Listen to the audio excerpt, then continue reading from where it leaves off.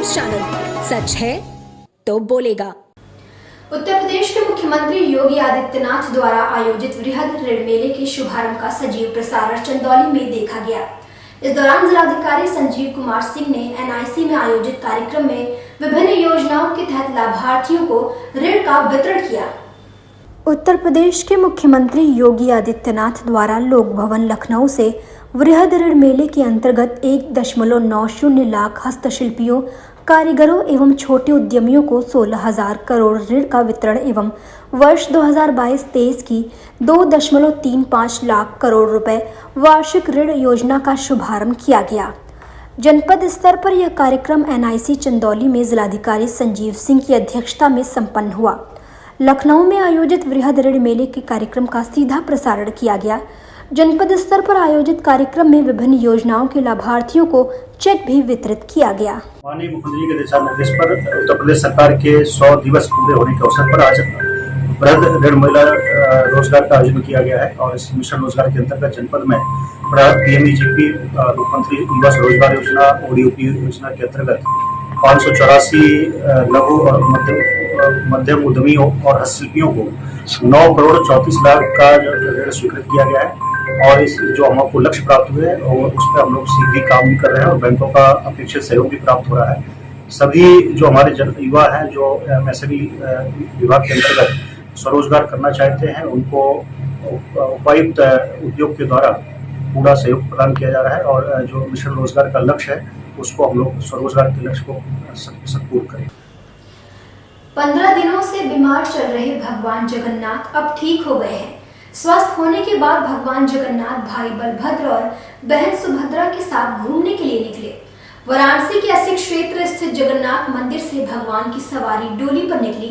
अगले दिन भगवान अपने भाई और बहन के साथ रथ पर सवार होंगे और उसके साथ ही रथ यात्रा का प्रसिद्ध मेला शुरू हो जाएगा। वाराणसी के जगन्नाथ मंदिर में भजन कर रहे ये भक्त भगवान जगन्नाथ के स्वस्थ होने की खुशियां मना रहे हैं। पिछले दिनों भक्तों ने भगवान को स्नान कराया था, जिसके बाद भगवान बीमार हो गए थे। 15 दिनों तक आराम करने के बाद भगवान जगन्नाथ अपनी बहन सुभद्रा और भाई बलभद्र के साथ जब घूमने के लिए डोली से निकले तो भक्तों का उत्साह और उनकी भक्ति अपने चरम पर थी। हर किसी की चाहत थी कि भगवान के दर्शन कर सके और उनकी डोली को उठा सके। भक्तों की आस्था है कि आज के दिन भगवान की डोली को छूने और उनके दर्शन से उनकी कृपा हमेशा उन पर बनी रहेगी। डोली पर सवार होकर घूमने निकले भगवान जगन्नाथ शाम को विश्राम करेंगे। उसके बाद अगले दिन सुबह वे बहन सुभद्रा और भाई बलभद्र के साथ रथ पर सवार होकर अपनी मौसी के घर जाएंगे और इसी के साथ प्रसिद्ध रथ यात्रा मेले का शुभारंभ किया जाएगा। डोली यात्रा आ रही है और कितनी पुरानी परंपरा है? ये पुरानी परंपरा समझिए सैकड़ों वर्ष पुरानी है। जब भगवान जगन्नाथ अपने स्वस्थान 80 से चलते हैं जगन्नाथपुरी से, तो द्वारिकाधीश भगवान से मिलते हुए ही अपने स्थान पर ससुराल में विराजमान होते हैं।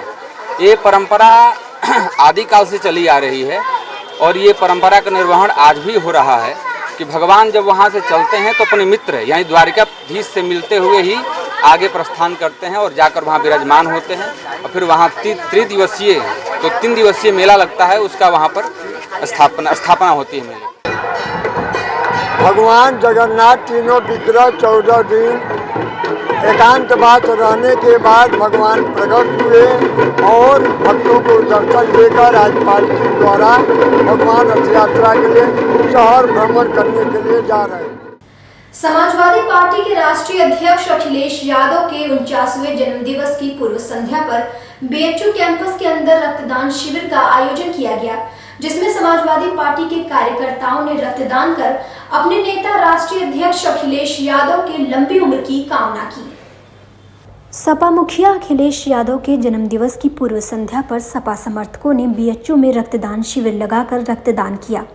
इस दौरान सपा के कार्यकर्ताओं ने यह संदेश देने का काम किया कि गरीब जरूरतमंद को कभी भी रक्त की आवश्यकता पड़े तो एक स्वस्थ आदमी रक्तदान करके किसी की भी जान बचा सकता है। सर, आज के दिन क्या मैसेज देना चाहेंगे लोगों को, क्या कहना चाहेंगे, क्या अपील करना चाहेंगे? आज के दिन हम ये कहना चाहते हैं कि तमाम ज़रूरतमंदों को ब्लड की ज़रूरत पड़ती है और ब्लड एक ऐसा प्रोडक्ट है कि न इसको फैक्ट्री में बनाया नहीं जा सकता और जब ब्लड की ज़रूरत होती है तो कोई दवा नहीं काम आती है। इसलिए जितने भी चाहे राजनेता हो, चाहे नागरिक हो, चाहे व्यापारी हो, चाहे नवयुवक हो, उनसे हम यही अपील करते हैं कि ब्लड डोनेट करके लोगों की जान बचाएं, क्योंकि अगर जिसको ब्लड की ज़रूरत है और ब्लड नहीं मिलेगी तो उसकी जान जा सकती है। तो हम लोग का यही वो रहता है कि ज़्यादा से ज़्यादा ब्लड डोनेशन हो, जिससे ज़रूरतमंद मरीजों को हम ब्लड दे सकें। अमन जी, आज किस तरह का ब्लड डोनेट कर रहे हैं और क्या है आज जो है कि कल जो है हमारे समाजवादी पार्टी के राष्ट्रीय अध्यक्ष माननीय अखिलेश यादव जी का जन्मदिन है।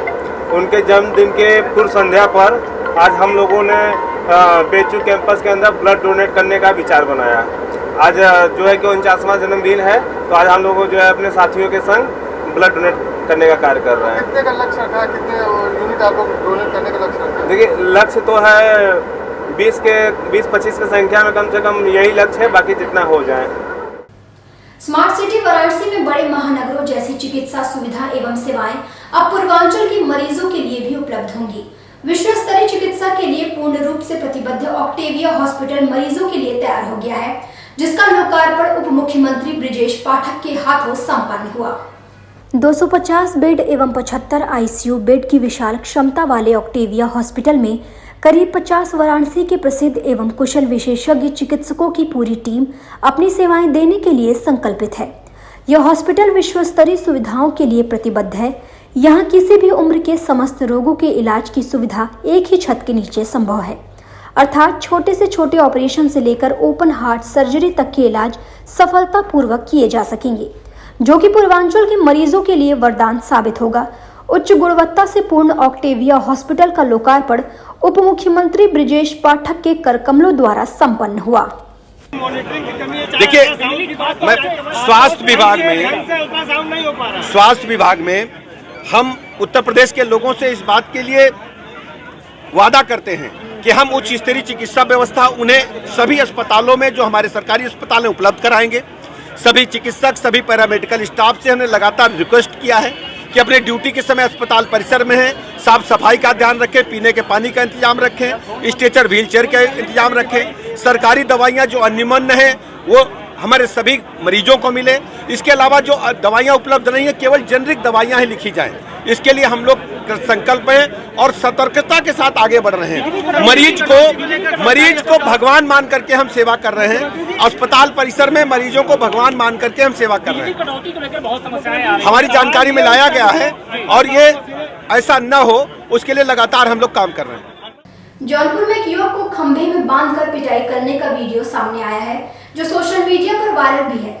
इस वीडियो के आधार पर पुलिस ने 3 लोगों को गिरफ्तार किया है। मामला मछली शहर थाना क्षेत्र के एक गांव का है, जहां युवक की प्रेम प्रसंग के मामले में खंभे से बांधकर पिटाई की गई। इस प्रकरण में पुलिस युवक के पिता की तहरीर पर मामला दर्ज कर 3 लोगों को हिरासत में लेते हुए जांच पड़ताल में जुटी है। तिलोरा गांव का एक वीडियो वायरल हो रहा है, क्या मामला है उसमें? सोशल मीडिया पर एक वीडियो वायरल हो रहा है, जो ग्राम तिलोरा, थाना मछली शहर, जनपद जौनपुर से संबंधित है, जो दिनांक 28/6/22 का बताया जा रहा है, जिसमें एक लड़के को कुछ लोग खंभे से बांधकर उसके साथ मारपीट कर रहे हैं। उक्त के संबंध में पीड़ित व्यक्ति के पिता की तरफ से तहरीर प्राप्त हो गई है तथा मारपीट करने वाले व्यक्तियों को 3 लोगों को गिरफ्तार कर लिया गया है। उनके विरुद्ध वैधानिक कार्रवाई की जाएगी। वाराणसी सेवापुरी क्षेत्र में reduction awareness circular engagement race के तहत आयोजित कार्यक्रम की सफलता के लिए प्लास्टिक मुक्त भारत अभियान के तहत प्रधानमंत्री नरेंद्र मोदी के संसदीय क्षेत्र वाराणसी में द्वितीय चरण में गोद लिए बतौर सांसद आदर्श गांव नागेपुर व जनकवि सुदामा पांडे धूमिल के गांव खेवली और जनसा गांव में सिंगल यूज प्लास्टिक को प्रतिबंधित करने के लिए सामाजिक कार्यकर्ता राजकुमार गुप्ता के नेतृत्व में अभियान चलाया गया। सिंगल यूज प्लास्टिक को प्रतिबंधित करने हेतु उपस्थित ग्रामीणों समेत अन्य लोगों को शपथ दिलाने वाले सामाजिक कार्यकर्ता राजकुमार गुप्ता ने बताया कि प्लास्टिक में न कोई सामान लिया जाएगा और न ही प्लास्टिक के सामानों का उपयोग किया जाएगा। जिस कार्यक्रम में प्लास्टिक के बर्तन जैसे प्लेट, थाली, चम्मच आदि का उपयोग हो रहा है, उस कार्यक्रम का बहिष्कार कर लोगों को जागरूक करेंगे। साथ ही प्लास्टिक से होने वाले खतरों के बारे में भी लोगों को अवगत कराएंगे।